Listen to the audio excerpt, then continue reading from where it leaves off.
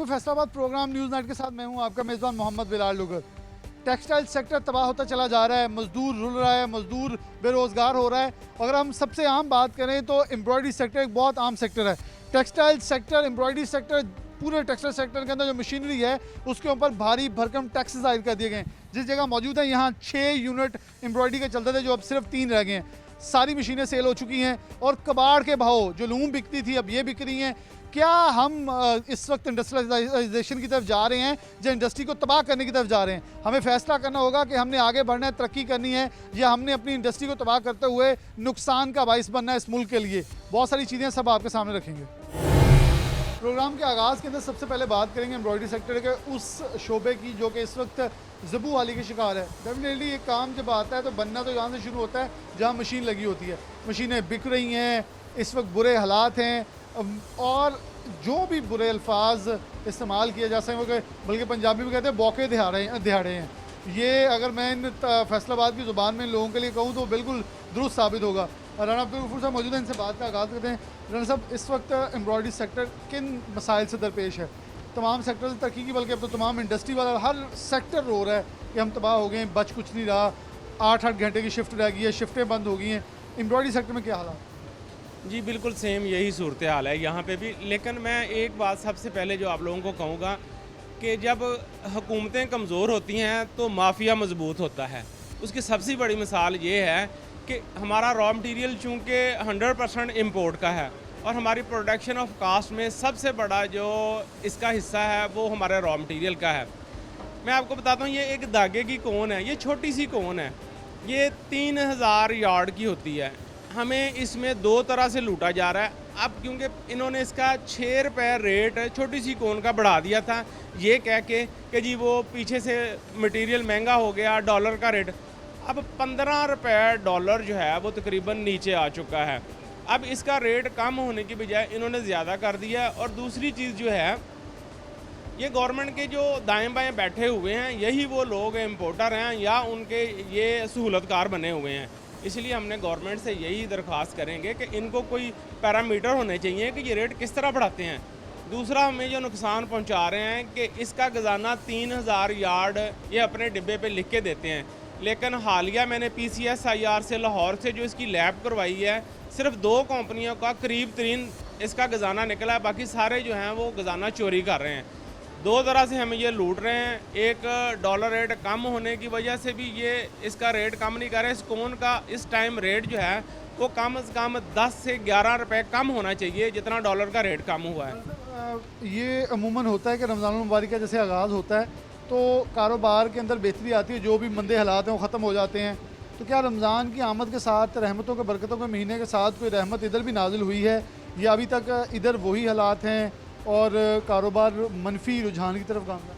जी बिलाल भाई, असल में जिस तरह पिछले रमज़ान मुबारक में हमारे पास इतनी ज़्यादा तेज़ी होती थी कि ना दुकानदार के पास टाइम होता था, ना फैक्ट्री वाले के पास टाइम होता था, लेकिन अब सूरत हाल इसके यकसर जो है वो नेगेटिव जा रही है कि आप ये देखें कि बाज़ार में जाएँ तो वहाँ पर रश कोई नहीं है, ना कोई गाहक आपको नज़र आ रहा है। फैक्ट्रियों में आएँ तो यहाँ भी सूरत हाल अबतर है।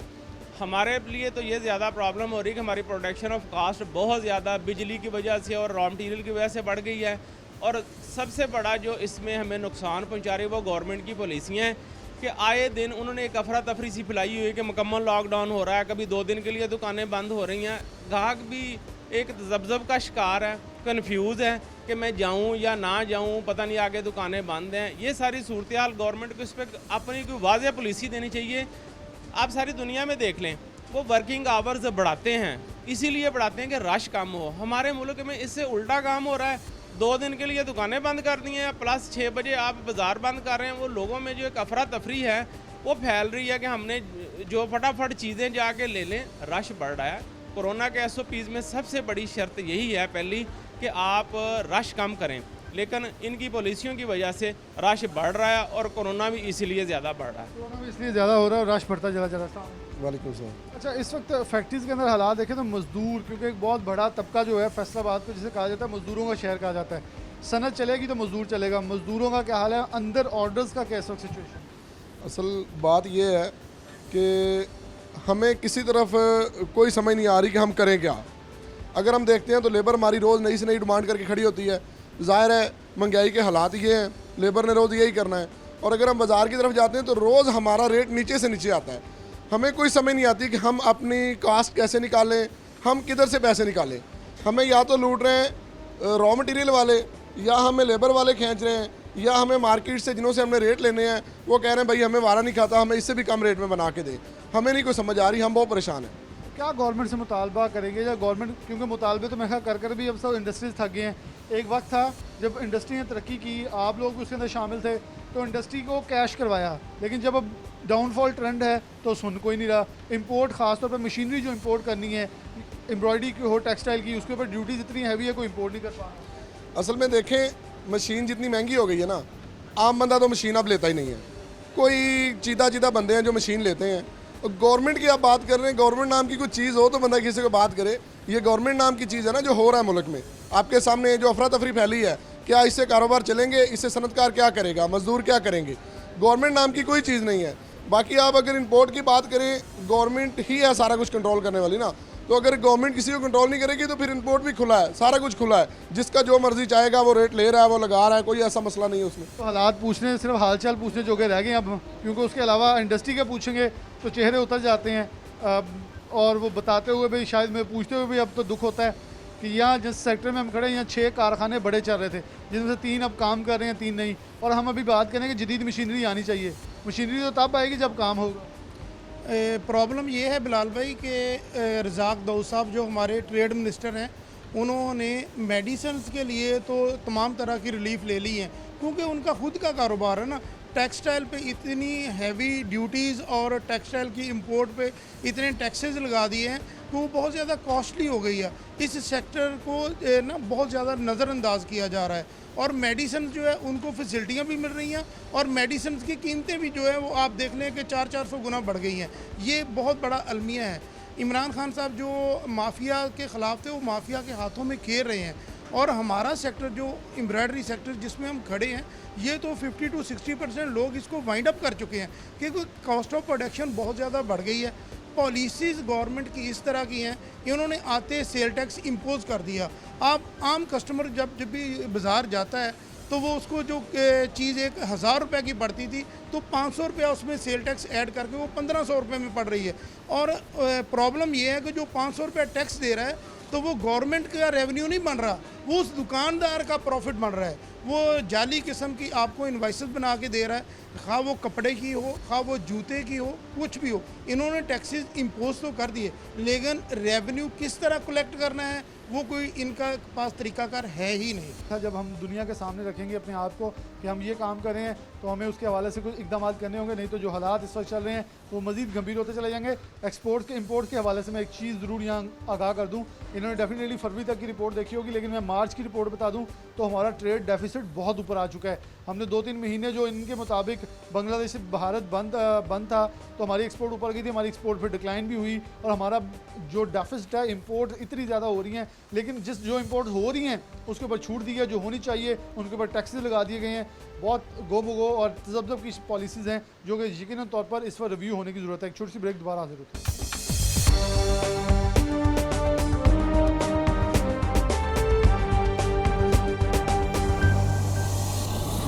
वेलकम बैक नाज़रीन, दोबारा से प्रोग्राम के अंदर खुशामदीद कहते हैं। एम्ब्रॉयडरी सेक्टर, टेक्सटाइल सेक्टर, मजदूरों के हवाले से बात करें। एम्ब्रॉयडरी सेक्टर को ही आगे लेके चलते हैं। सबसे पहले हमारे साथ दोस्त मौजूद हैं, इनसे बात करते हैं। अस्सलाम वालेकुम। वालेकुम अस्सलाम। वैसे इन मशीनों को देख के आपको गुस्सा भी आ रहा होगा, लेकिन तरस भी आता होगा कि कारोबार जो खुद शुरू किया जाए वो कारोबार ही होता है, लेकिन उसके बाद वो बंद कर देना और सब कुछ बेचने को हमेशा आपकी मशीनों पे आके कारोबार हम प्रोग्राम करते थे। क्या इस वक्त आप सिचुएशन दे रहे हैं? आप तो अब दुकान पे बैठे हैं, वहाँ मंडी के अंदर, मार्केट के अंदर रेट देख रहे हैं, डिमांड एंड सप्लाई किस हद तक मुतासिर हुई है? जी, सबसे पहले तो ये सिटी 41 का बहुत शुक्रिया कि वो हमारी आवाज़ हमेशा से ही बुलंद कर रही है। हमारा सेक्टर इसको पहले कोई जानता ही नहीं था, लेकिन आपके तवज्जो से अल्हम्दुलिल्लाह अरबाब इख्तियार जो है उन तक हमारी आवाज़ अल्हम्दुलिल्लाह पहुंच रही है। तो ऐसे ही है कि हम इंशाअल्लाह ताला अपने जो है मुतालबात और जो हमारी मसाइल हैं वो पहुंचाते रहेंगे आपके तवज्जो से। तो ऐसे ही है कि इस वक्त सेक्टर जो है हमारा तबाही के दहाने पे पहुंचा हुआ है, उसमें मुख्तलिफ़ चीज़ें इन्वॉल्व हैं। सबसे पहले तो धागे के रेट हैं, उसके बाद बिजली के रेट हैं, और एक सबसे जो बड़ा मसला इस वक्त दरपेश है वो लेबर का है। लेबर पहले ही शॉर्ट थी, कोई नई लेबर इसमें आ नहीं रही, और अब जो हुकूमत की पॉलिसी है, कभी लॉकडाउन लग जाता है, कभी कहते हैं कि चलाएं फैक्ट्रियाँ, कभी बंद कर दें, तो हम भी जो हमारे बाकी दोस्त हैं वो इस सूरत हाल से काफ़ी परेशान हैं। वो लेबर को बिठा के सैलरी तो नहीं दे सकते, तो लिहाजा वो उनको छुट्टी पे भेजते हैं, हफ्ता 10 दिन 15 दिन वो छुट्टी पे जाते हैं। उसके बाद वो लेबर जो है ज़ाहिर है उनका अपना जो जिस तरह महंगाई की सूरत हाल है, उन्होंने कोई ना कोई कारोबार, कोई ना कोई मजदूरी तो करनी है, तो वो दूसरी तरफ वो शिफ्ट हो रहे हैं। अब हमें जो आर्डर हैं काफ़ी, हमें अल्हम्दुलिल्लाह इस वक्त जो है लॉन का सीज़न है, हमारे पास काफ़ी आर्डर हैं, लेकिन जिस भी फैक्ट्री में जाते हैं उधर लेबर की वजह से मशीनें बंद हैं।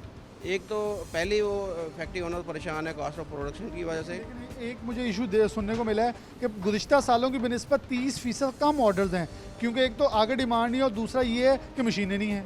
जी ऐसे ही है, बिल्कुल ऑर्डर पहले से कम है, लेकिन अल्हम्दुलिल्लाह फिर भी ठीक है।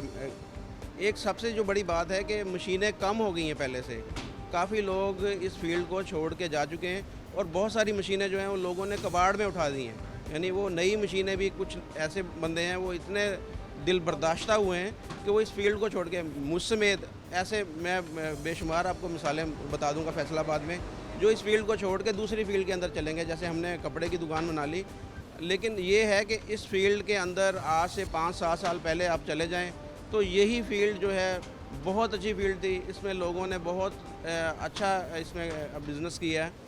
लेकिन अब जैसे जैसे इस हुकूमत की पॉलिसी की वजह से लोग जो हैं वो काफ़ी परेशान हैं, इस बिज़नेस को छोड़ भी रहे हैं, और जो लोग कर भी रहे हैं उन्हें भी कोई ख़ास फ़ायदा नहीं हो रहा इसमें। फ़ायदा नहीं हो रहा। आप हमारे साथ मौजूद हैं, मजदूर हैं, इनसे बात करें। अस्सलाम वालेकुम। अस्सलाम। कहाँ के रहने वाले? सर मैं सत्याना का रहने वाला हूँ। सत्याना का मतलब आप दूर दराज से यहाँ कारोबार के लिए, अपने मजदूरी के लिए आए, क्या कहेंगे, क्या हालात वाक़ हैं इस वक्त? सर हालात इस वक्त बहुत ख़राब हैं। हम तकरीबन आज से 3-4 साल पीछे चले जाएँ तो हमारा गुजारा इस काम से अच्छा भला होता था, हमारे घर के अखराजात वो चलते थे। लेकिन अब हमें यकीन ही नहीं है, हम जब घर से आते हैं यहाँ पे पता ही नहीं है कब मालिक ने कह देना कि जाओ जी हमारे पास ऑर्डर नहीं है, या हमारी मशीनें नहीं है, चलती नहीं है। महंगाई बहुत ज़्यादा हो गई है, जिसकी वजह से हमारे ऑनर भी परेशान हैं, हम उनसे भी ज़्यादा परेशान हैं, क्योंकि हमने तो परेशान होना नहीं है, जो कमाते हैं यहाँ से वही घर लेके जाना है। जब यहाँ काम ही नहीं होगा तो हमें हमारे अखराज कहाँ से चलेंगे? इसलिए हमारे पास सारी हमारे लिए बहुत परेशानी है। इस हुकूमत से हमारी गुजारिश है कि इस सेक्टर के लिए कुछ करें। आप कितने सालों से इससे वाबस्ता हैं? सर तकरीबन 20 साल से। कितने बच्चे हैं आप? 4 माशाल्लाह। कितने कमा लेते हैं? तकरीबन 20-25 हज़ार। गुजारा कैसे हो रहा मुश्किल हो गया, बहुत मुश्किल हो गया। है? अगर चीनी, आटा, घी, दालें, 4-5 चीज़ों की आइटम की बात लगा लूँ, मेरा ख्याल वही बहुत। फिर बिजली महंगी, यहाँ भी बिजली महंगी, वहाँ भी महंगी, उजरत बढ़ी है जो उजरत होती है। सर उजरत महीना पूरा लगेगा तो उजरत पूरी मिलेगी ना। जब महीना काम ही नहीं चलेगा तो उजरत कहाँ से? कभी 20 दिन काम चलता है, कभी 15 दिन चलता है, कभी महीने में, साल में 3-4 माह ऐसे हैं जहाँ पूरा महीना काम चलता है। बहुत मुश्किल हो गया, बहुत मुश्किल हो गया, बहुत मुश्किल हो गया। अस्सलाम वालेकुम। वालेकुम। आप कहाँ के रहने वाले? सत्याना बन। आप सत्याना। हाँ जी। क्या इस वक्त सिचुएशन है? शादीशुदा? हाँ जी। कितने बच्चे हैं? 1 तो कितने देर से वाबस्ता हैं इस फील्ड से? 10 साल से। 10 साल पहले क्या था और अब क्या है? यानी कि पहले हालात कुछ ठीक थे, अब हालात बहुत ख़राब हैं। तकरीबन हम जब भी काम पे आते हैं हमें यही डर होता है कि किस वक्त लॉकडाउन हो जाए, कारोबार कब बंद हो जाए। तो इसलिए हम यही सोचते हैं कि हमने ये शोबा ही छोड़ देना है, ये काम ही छोड़ देना है हमने। लॉकडाउन से क्या इफेक्ट होता है? लॉकडाउन से क्या ऑर्डर्स खत्म हो जाते हैं? हाँ जी। क्या गवर्नमेंट से मुतालबा करेंगे? मजदूर हैं वो, इमरान खान साहब कह रहे हैं देखें मैंने लंगर खाना खोल दिया है, कोई भूखा ना सोए, मैंने पता नहीं क्या क्या खोल दिया आप लोगों के लिए, मजदूरों के लिए सस्ते घर ला दिए, नौकरियां, रोज़गार ला दिए है। क्या मिल रहा है कुछ? कुछ भी नहीं मिल रहा। जो रोज़गार है वो भी बेरोज़गार हो गए हैं। तकरीबन बहुत मुश्किल गुजारा होता है हमारा घर का। बहुत मुश्किल गुजारा हो रहा है। और ये मजदूर हमारे साथ कुछ और भी हैं, उनसे भी इस हवाले से बात कर लेते हैं। अस्सलाम वालेकुम। वालेकुम अस्सलाम। क्या करते हो आप? कढ़ाई का काम, रैटरी का। मजदूर हो? दिया। कितने सालों से? 7 साल हो गए। शादीशुदा? नहीं जी। घर में कितने कमाने वाले हैं? 2 भाई। गुजारा कैसे हो रहा है? मुश्किल से हो रहा है गुजारा बहुत, क्योंकि लॉकडाउन का सुड़ीता है, उससे काम दिल करता है, काम छोड़ ही दे बंदा, खुदकुशी कर ले इसमें। खुदकुशी तो हराम है ना, खुदकुशी नहीं करनी चाहिए। लेकिन गवर्नमेंट को क्या कहेंगे कि क्या करे गवर्नमेंट कि आप लोग सही हो जाएं, आपके लिए कारोबार सही हो जाए, आपके रोज़गार सही हो जाए? सारा कारोबार सही चल रहा है और से अल्लाह से की मांग सकते हैं। कैसे एक दिन काम करना दूसरे दिन सुंदर लॉकडाउन लग रहे फिर दिल करता बंदा घर ही चला जाए इस नाम। बिल्कुल जी, उनका कहना है कि दिहाड़ी पूरी नहीं लग पा रही, जिसकी बिना पे चीज़ें जो है वो ख़राब हो रही हैं। कितने रहना जंग ढंग से नहीं, जी हाँ, कितने सालों से काम कर कुछ 4-5 साल हो गए जी। 4-5 साल पहले जो काम करना है उਦੋਂ की हालात ऐसे ही थे, ऐसे थे, अब ख़राब हुए हैं ठीक हुए हैं? अब खराब हुए हैं जी। ज़्यादा ख़राब हुए? जी हाँ, क्या ख़राब हुए? लॉकडाउन महीने बाद बन जाते हैं, बाद लॉकडाउन हो जाते हैं। गरीब बंदे ऐसे कितने खाना पीना है, कितना कमा लेना? जो कोई 10-12 हज़ार। कितने बच्चे हैं? बच्चे नहीं जी, शादीशुदा नहीं माँ बाप है? है गया जी, भैन भरा है गया जी। आप कितने कमाने वाले? 2, एक अब्बा तो एक मैं जी। पूरे घर ਨੂੰ ਚਲਾ जी हाँ, ਕਿਦਾਂ ਗੁਜ਼ਾਰਾ ਹੋ? बस अल्लाह का शुक्र ही है, पर की कर सकने हैं जी। ਗਵਰਨਮੈਂਟ ਤੋਂ ਮੁਤਮਿਨ ਇਮਰਾਨ ਖਾਨ ਨੂੰ ਵੋਟ ਨਹੀਂ ਪਾਇਆ? वोट तो पाया, हम पछताते पे हैं पाते। ਪਛਤਾਉਂਦੇ ਕੋ ਪਾਓ, ਉਹਨੂੰ ਦੱਸੋ ਨਾ ਕਿ ਮੈਂ ਤੁਹਾਨੂੰ ਵੋਟ ਪਾਇਆ, ਮੈਨੂੰ ਤਾਂ ਮੇਰਾ ਤਾਂ ਹੱਕ ਬਣਦਾ, ਕੁਝ ਦਿਓ ਸਾਨੂੰ। साढ़े गरीबा की कौन सुनता है जी। ਗਰੀਬਾਂ ਦੇ ਵੋਟ ਮੰਗਣ ਤਾਂ ਆ ਜਾਂਦੇ ਆ। बस उदो वोट लेना जो होता है, हूँ कौन पूछता गरीबा नूं। गरीब को सिर्फ वोट मांगने के लिए पूछा जाता है, उसके बाद कोई नहीं पूछता जी आप क्या हालत है। अच्छा, मजदूरों से कैटेगोरिकली बड़ी बातें की, कोई अपनी घर के, क्योंकि घर का सर्कल बड़ा मुश्किल हो रहा है, उसने कहा वोट तो डाला है गरीब की, लेकिन सुनता कोई नहीं है। मेरा शायद सवाल भी यहाँ ख़त्म हो जाते हैं। आगे जब मज़दूरों की बात आती है ना कि एक वज़ीर आज़म जब ये कहता है मेरा 2 लाख में गुजारा नहीं होता, तो एक मज़दूर 10,000 में कैसे गुजारा है? ये ऐसे ही है कि जो पिछली साबका हुकूमतें थी उन सब ने जो है जो इंडस्ट्री को प्रमोट किया, उनको सहूलतें फ़राहम की ताकि जो ज़्यादा इंडस्ट्री लगे और ज़्यादा मज़दूर आएँ और ज़्यादा मज़दूरों को रोज़गार मिले। लेकिन हमारे जो प्राइम मिनिस्टर हैं ये चाह रहे हैं कि लोग जो है वो बेरोज़गार हों और हुकूमत से खाना खाएं, यानी हुकूमत के लंगर खानों से खाना खाएं। अच्छा, ये अजब माजरा है। गवर्नमेंट लंगर खाने खो रही है, पनाह गाहें खो रही है, यानी कि आप बाइख्तियार नहीं किसी को बना रहे कि वो खुद कमाए। आप उसे कहना गवर्नमेंट आपको भूखा ना सोए कोई, या मतलब कौन भूखा सोता था, कौन कॉन्सेप्ट दे रहा है ऐसी चीज़ों का?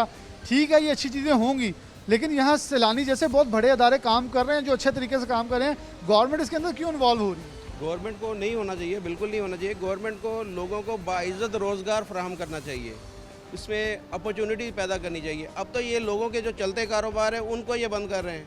अब देखें, एक बंदा मशीनें लगाता है, सारा कुछ करता है, अब उसके चलते यूनिट को ये बंद करवा रहे हैं।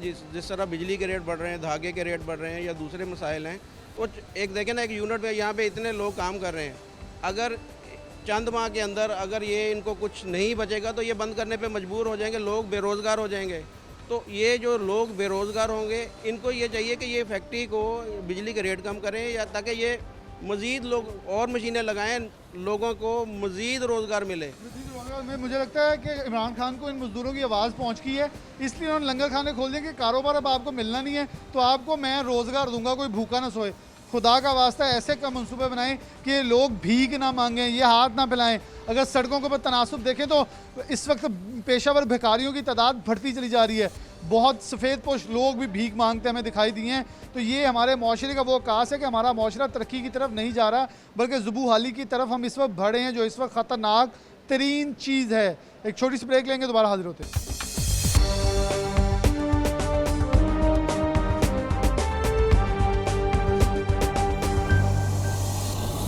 वेलकम बैक नाज़रीन, दोबारा से प्रोग्राम के अंदर आपको खुशामदीद कहते हैं। अब बात करें इंपोर्ट के ऊपर, ख़ास तौर पर जब हम गुज़िश्ता फिगर्स चेक करते हैं पाकिस्तान की, तो हमारी एक्सपोर्ट डिक्लाइन में तो जा रही है, लेकिन उसके अंदर सबसे मेन चीज़ ये है कि इंपोर्ट के ऊपर जो मशीनरी के ऊपर हैवी ड्यूटीज़ आयद की गई, जिसकी बिना के ऊपर हमारी जो मशीनरी है जिद्दत से मुतारिफ होना हम उससे भी कोसों दूर होते नज़र आ रहे हैं। फ़ारूक यूसुफ साहब मौजूद हैं, इनसे कुछ बात करते हैं। फ़ारूक साहब बहुत शुक्रिया, मारूफ इंपोर्टर हैं आप, और टेक्सटाइल मशीनरी के हवाले से मेरे ख्याल में फैसलाबाद में एक बहुत वसी आपका तजर्बा भी है, इल्म भी रखते हैं। कैसे देख रहे हैं कि एक तरफ हमने दुनिया को कम्पीट करने जा रहे हैं और हम कम्पीट कर भी रहे हैं, हम कॉस्ट ऑफ डूइंग कम करना चाहते हैं, लेकिन कॉस्ट ऑफ डूइंग की जब बात करेंगे तो हमें जदीद मशीनरी की तरफ जाना पड़ेगा और तेज़ काम चाहिए, हमें बहुत स्लो स्पीड से काम नहीं चाहिए और स्पीडी ऑर्डर्स भी चाहिए। तो हमारी मशीनों के ऊपर इतने हैवी ड्यूटीज़ हैं, लेकिन इसके मुतबादल दूसरे अगर शोबा जात देखें तो बहुत सारी इंपोर्ट के ऊपर छूट है। लेकिन जो बना के वैल्यू एडिड करके ज़्यादा देना चाह रहा है उसके ऊपर हमने ड्यूटीज़ इवन के देखें यॉन के ऊपर भी ड्यूटीज़ हमने लगाई हुई हैं। जो रॉ मटेरियल हमारे अंदर है नहीं, हमारे पास चीज़ें नहीं हैं, उसको भी हम महंगा करके यहाँ लेके आ रहे हैं ताकि वो नाकाबिले ख़रीद हो जाए और फिर डेफिनेटली वो चीज़ें भी महंगी बनाएगा। बिस्मिल्लाहिर्रहमानिर्रहीम। बिलाल, बिल्कुल आपने सही कहा और इस इशू को हाईलाइट करते शायद हमें इस टनौर में, इस गवर्नमेंट के टनौर में हमने कई दफ़ा इसको हाईलाइट किया और चाहा कि हम उनको फैक्ट बताएं। देखें, बात यह है बिलाल के गवर्नमेंट जब ये आई उनका एक टारगेट था, उन्हें लगा कि ट्रेड डेफिसिट जो है वो बहुत ज़्यादा, नो डाउट वो था। उसको कंट्रोल करने के लिए जो रास्ता अपनाया गया वो उनके मशीरों ने, उनके वज़ीरों ने, उनको एडवाइस देने वालों ने या उनकी ख़ुद जो समझ थी, उन्होंने ये समझा कि हम इंपोर्ट पे कदगन लगाएं और ट्रेड डेफिसिट को कंट्रोल कर लें। हुआ, उन्होंने इंपोर्ट पे बहुत सारे बैरियर्स ऐसे लगा दिए जिससे इंपोर्ट आपकी कम हो गई, आपका ट्रेड डेफिसिट कम हो गया।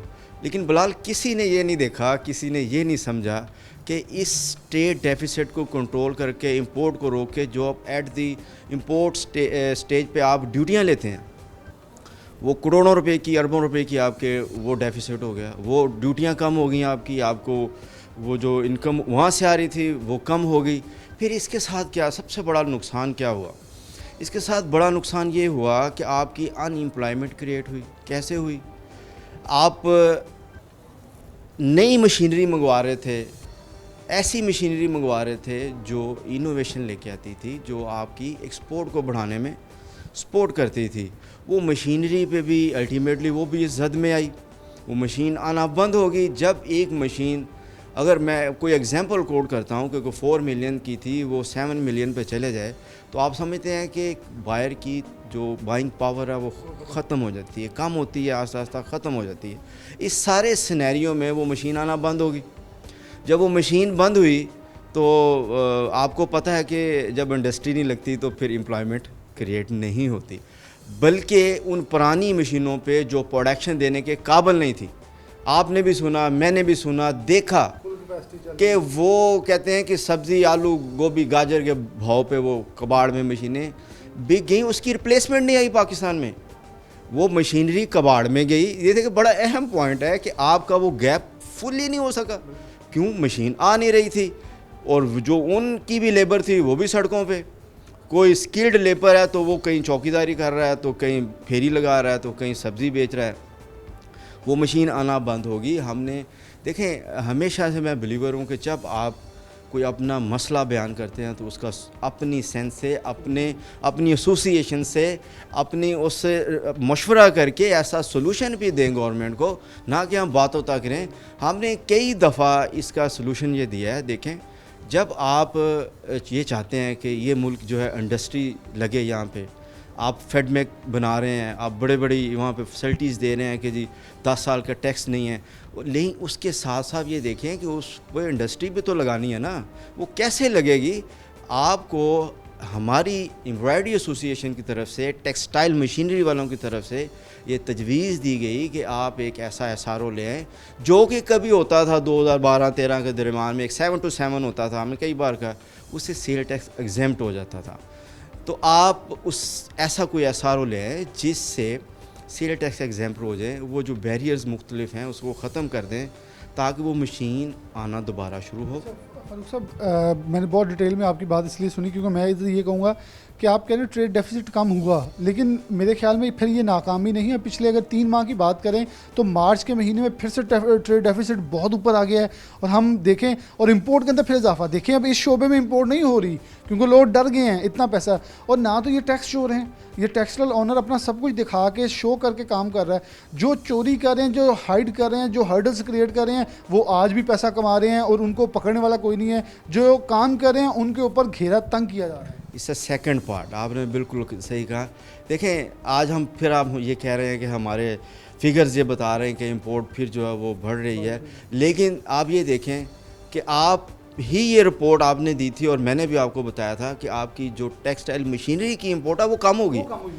तो कौन सा सेक्टर बढ़ रहा है, क्या चीज़ें इंपोर्ट हो रही हैं जिसकी हमें ज़रूरत नहीं है, उन पे ड्यूटीज़ भी फ्री हैं। अब ये समझने वाली बात है कि क्या ऐसी बात है, कौन से वो लोग हैं जो ये फ़ायदा ले रहे हैं, ऐसी चीज़ें इंपोर्ट हो रही हैं। देखें अब इसको अब अगर थोड़ा सा एलेबोरेट करें, हमारे टेक्सटाइल सब्जेक्ट से चलें, थोड़ा सा अलहदा होगा। लेकिन देखें कॉटन बेस हमारा कंट्री है, कॉटन हम इंपोर्ट करने का सोच रहे हैं, भाई वो इंपोर्ट की ज़रूरत नहीं है। वो पाकिस्तान में हमारे पास दुनिया में मानी जानी चाहती है कि हमारी, तो वो हम भाई उसकी प्रोडक्शन की तरफ सोचें, हम उसकी ये देखें, ये फ़र्क है। जब ये चीज़ें जो हमारे मुल्क में बन सकती हैं उस पर इंपोर्ट लगाएं, हम हक में उस पर कदम लगाएं, अपनी एबिलिटी को और अपनी यहाँ की प्रोडक्शन को इन्हांस करें, उसमें हम अपना काम करें, ना कि ऐसी मशीनरी जो यहाँ बन ही नहीं सकती, बन नहीं पा रही, हमारे पास वो सोर्स नहीं है, रिसोर्स नहीं है, लगे हुए हैं। हम ये चाह रहे हैं कि जो मशीनें हम इंपोर्ट करें, फेडमैक में ऐसी फैक्ट्रियाँ लगने, जेवी हो, जॉइंट वेंचर हो चाइना से। मेरी अपनी कंपनी से बात हो रही, मैं 13 साल से इंपोर्ट कर रहा हूँ, लेकिन यकीन मानिएगा कि जो क्राइसिस मैंने इन पिछले 1 साल में 1.5 साल में देखा है वो मैंने अपने 13 सालों में नहीं देखा।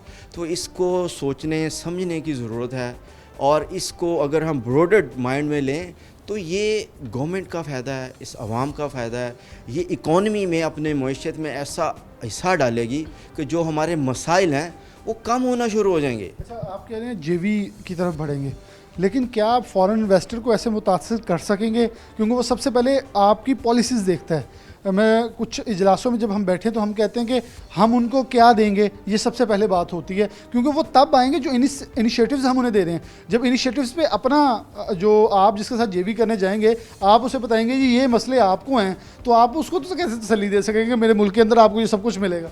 बिल्कुल, मैं कहूँगा जब थर्ड पार्टी देखे हम घिरे हुए हैं मसाइल से।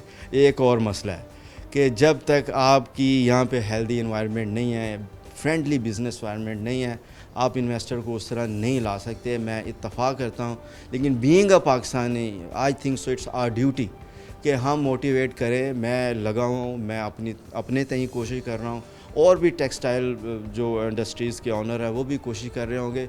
साजगार हालात नहीं हैं, इसमें कोई शक नहीं है, लेकिन हमें बढ़ना है। हमें ये गवर्नमेंट भी हमारी है, वो हमारे हैं, हम उनके हैं, हम ही उनको लेके आए हैं। हमसे ही उन्हें एडवाइसें मिलेंगी और वो सही डायरेक्शन पे लेके जाएंगी, क्योंकि एक बिज़नेसमैन जो इससे गुज़र रहा है ना, उसको पता है कि रियल प्रॉब्लम्स क्या हैं। जब वो लूप में ले लेंगे, वो आपको जो चीज़ें बताएगा वो फैक्ट पे मबनी होंगी, वो ऐसे नहीं होंगे कि इधर से आई और उन पे प्रैक्टिकली वो कुछ हो ना।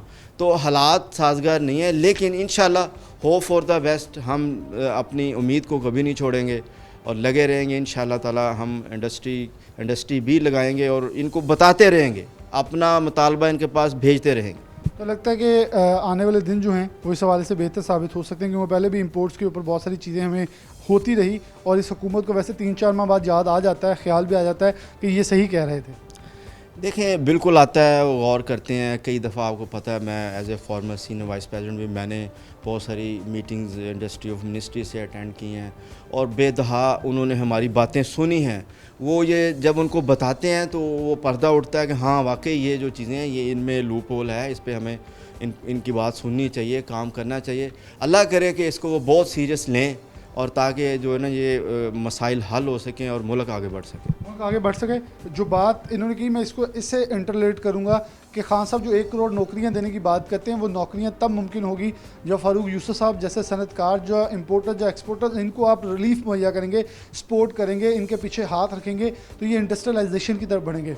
आप खुद कहते हैं फेडमिक के अंदर इंडस्ट्रियलाइजेशन करनी है, जेवीज आएंगे, रोज़गार बढ़ेगा, प्राइवेट सेक्टर नौकरियां देती है, हुकूमत फैसिलिटेट करता है।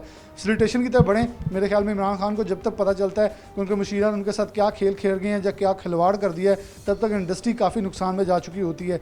लेकिन इस हवाले से बहुत ही फिल फॉर एक्शन, जिसमें रज़ाक दाऊद साहब का बिलाशुबा, असद उमर साहब का 2 अफराद ऐसे हैं जिन्होंने इस टेक्सटाइल के लिए कुछ संजीदा इकदाम किए हैं, और लगता है क्योंकि उन्हें हौ नो है, मैं ये 2 लफ्ज़ बोलूँगा, हौ नो है। बाकी काबीना इसकी मुखालफत इसलिए करती है, उन्हें नहीं पता कि पाकिस्तान की मईशत को सहारा देने वाली इस टेक्सटाइल इंडस्ट्री के लिए तमाम चीज़ें किस हद तक ज़रूरी हैं, जो मुतालबे इस वक्त किए जा रहे हैं।